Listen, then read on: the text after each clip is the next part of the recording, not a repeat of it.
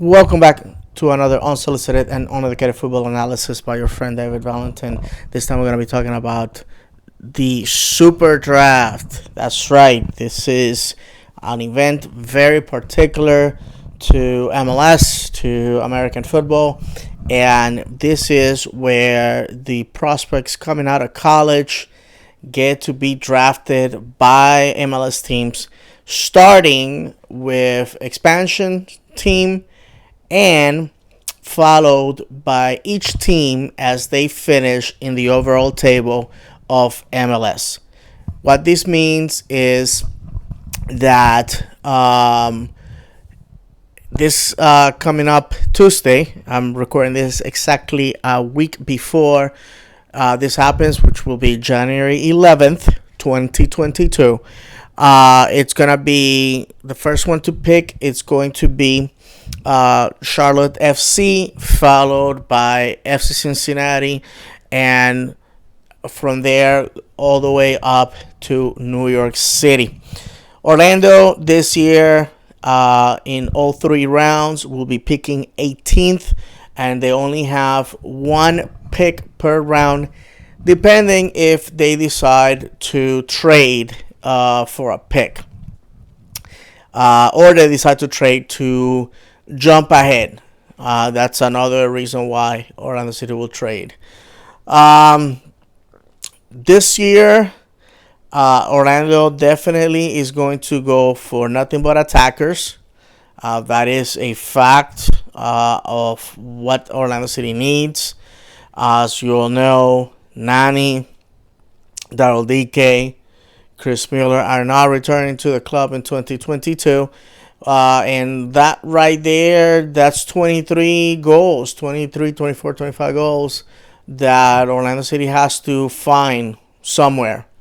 And those are big shoes to fill, especially with DK, who was on fire by the time the season ended. So Orlando City definitely needs to go for a forward. We've been linked to a name in particular. I'm not gonna mention him on this because it may not happen. And so, why waste the time on that? But there's several forwards that are going to be on display this coming up Tuesday, and Orlando City definitely is going to have to go for somebody like that. In the past, the draft has been very kind to Orlando City. Daryl DK, for example, in one of the biggest blunders of the Super Draft, Miami had the opportunity to draft this guy twice. Twice they passed on him.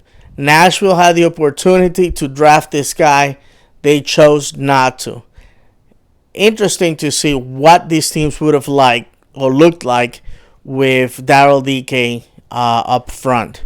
Especially Nashville, who had a very interesting way of approaching the game, I believe. And they did very well their first 2 years in the season, making playoffs, both of them. So, hey, that's how it is. And as we all know, Daryl DK is now in England in the championship.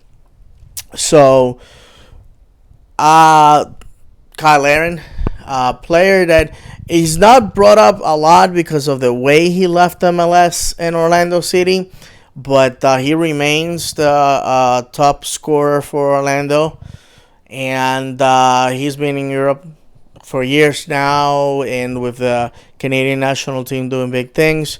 So yes, there's a lot of gems that can be found on the draft.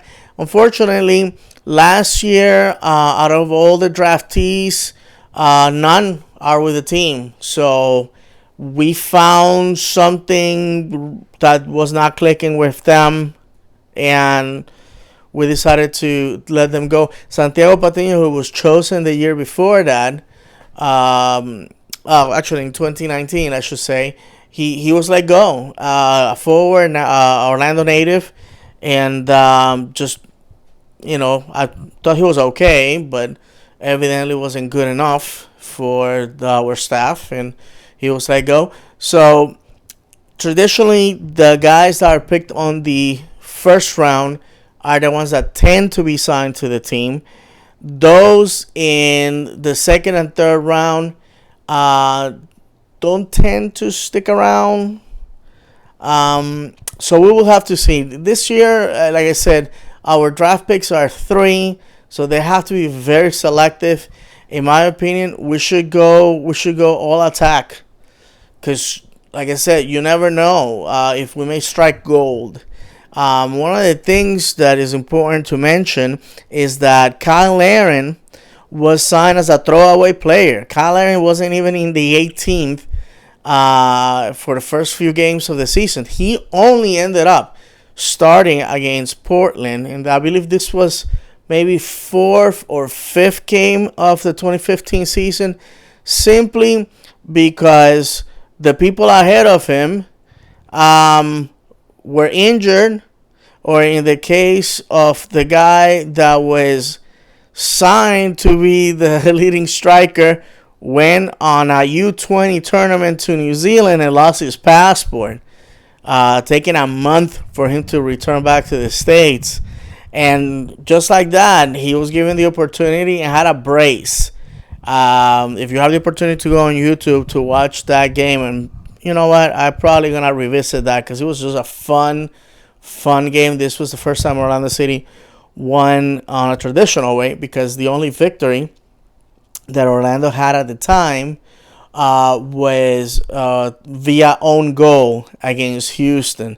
The first victory of Orlando City was on their second game. It was an away game, and it was an own goal. It's the most ridiculous and Orlando City thing to happen. But yeah, this was just classic, old fashioned target striker, and we at that point we knew we had something going on, and the guy went on to break the scoring record for a rookie that year.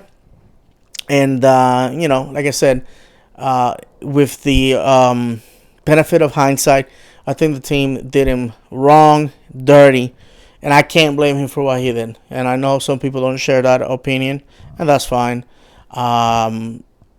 As somebody that feels that has been wrong in the past by jobs, well, I think that he just had to do what he had to do. That said, my friends, as of right now, I know that a lot of people are desperate to find out what's going to happen, because on the 16th of January is when the preseason starts. And we have trimmed a lot of fat. Where are all those players coming from? We don't know, because, again, aside from re-signing some players that were already in the roster, we had let go a lot of people. But it is my experience that in the next week we may be starting to hear a lot of names, and I gotta be honest with you, it's gonna be a super interesting preseason, because it's a very short one, and the season's gonna be balls to the wall, because it's gonna be a fast-paced season in order to finish right before the World Cup starts. So, with that said, I'm all here for it. So that's basically how it is. And I know if you're new to MLS, it's a little bit confusing, but I think the Super Draft is fun. You get to see these young kids that have been in the college football system get their opportunity. And I know college sports, a lot of countries are more of a intramural or recreational thing. Here it's a business, and colleges make a lot of money out of these kids, and in trade-off they get to go to school for free.